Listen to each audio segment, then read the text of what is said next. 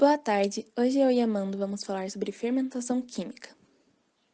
O fermento em pó químico com o qual vocês estão normalmente familiarizados é normalmente composto de 3 ingredientes: um ácido, creme de tártaro ou disfosfato de sódico, uma base, o bicarbonato de sódio, por exemplo, e um amido, e um outro ingrediente com a função de melhorar sua consistência e estabilidade.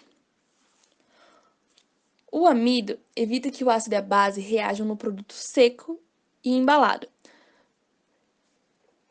Ele não vai deixar com que o ácido e a base reajam, fazendo com que já ocorra a fermentação. Mas quando o fermento químico ele é combinado com líquido, normalmente água ou leite, o bicarbonato de sódio e os sais ácidos finalmente reagem, produzindo dióxido de carbono gasoso, ocorrendo a fermentação.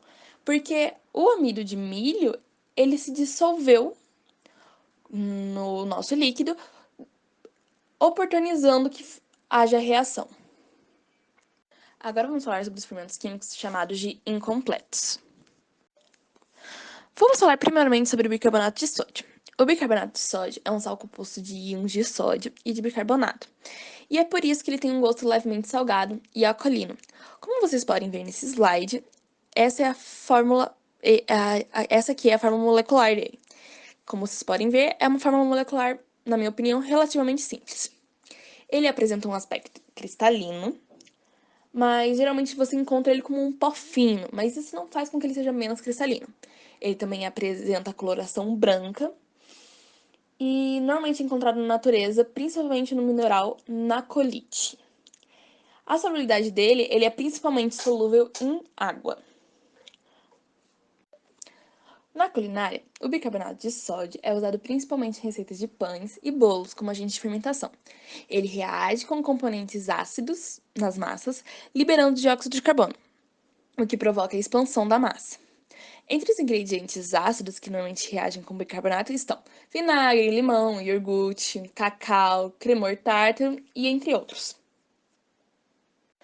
O calor também pode por si só fazer com que o bicarbonato de sódio atue como agente de crescimento da massa de pães e bolos por causa da sua decomposição térmica, que libera água e o gás de dióxido de carbono, que, como falado anteriormente, é a liberação dele que é o responsável para fazer com que os bolos e os pães cresçam.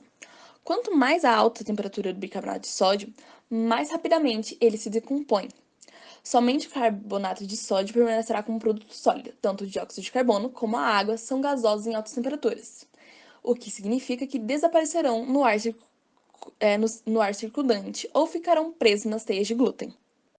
Então, por que optar pelo fermento em pó químico ou bicarbonato? Quais são suas diferenças?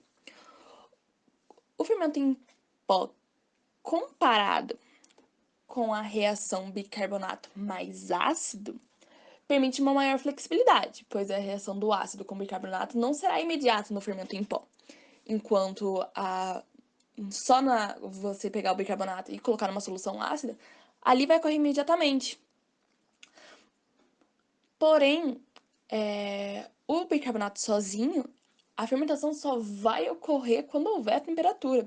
Então, vamos dizer, se você precisa de uma receita, que ela precisa ficar ali, e você não vai poder usar o forno na hora, e você não quer que a sua fermentação dê problema, às vezes é preferível você utilizar só o bicarbonato, mesmo que ela tenha um poder de fermentação um pouco abaixo, por não produzir tanto dióxido de carbono. O bicarbonato de amônio, mais conhecido como sal amoníaco, é um composto químico inorgânico de forma molecular igual a NH4HCO3. É um sal cristalino e branco, raramente encontrado na natureza. Ele é altamente solúvel em água e, quando em solução, possui caráter levemente ácido. Ele é utilizado como fermento químico em algumas receitas, como calça virada. Nesse caso, ele atua junto com o fermento químico e bicarbonato de sódio. Também é usado em amido japonês e principalmente na produção de bolachas. Já na indústria alimentícia, o sal amoníaco é usado como agente de fermentação de produtos achatados, como biscoitos e bolachas. E na China, em pãozinhos cozidos no vapor e biscoitos de amêndoas chineses. Deve-se sempre ter cuidado com sua manipulação, pois ele é irritante para a pele, olhos e sistema respiratório. Porém, após sua decomposição no forno, não apresenta nenhum perigo. Era comumente usado em casa antes de os fermentos modernos existirem. Embora exista um leve cheiro de amônia durante o cozimento, esse cheiro vai se dissipar com o tempo, né, com o tempo de cozimento no forno. Assim, ele não fica o sabor da amônia no biscoito, ou o que você estiver fazendo. O bicarbonato de amônio se decompõe acima de 36 graus Celsius em amônia, dióxido de carbono e água, como a gente pode observar nessa imagem. O bicarbonato de amônia apresenta uma rápida ação na presença de umidade e ou calor que fazem com que o mesmo libere gases NH3 e CO2.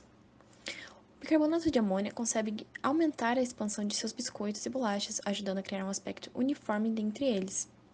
Além disso, o produto pode ser utilizado em conjunto com outros sistemas de fermentação química, como já explicado, para que o aspecto e o paladar do produto sejam modificados. Comparado com o bicarbonato de sódio ou o potássio, o sal amoníaco tem vantagem porque ele vai produzir muito mais gás para a mesma quantidade de agente e não vai deixar nenhum sabor salgado ou de sabão no produto final, porque ele vai se decompor completamente em água e produtos gasosos que vão evaporar durante o cozimento.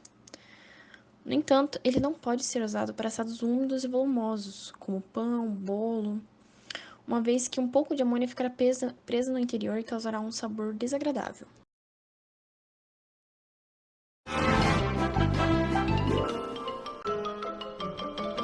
E isso é tudo, pessoal.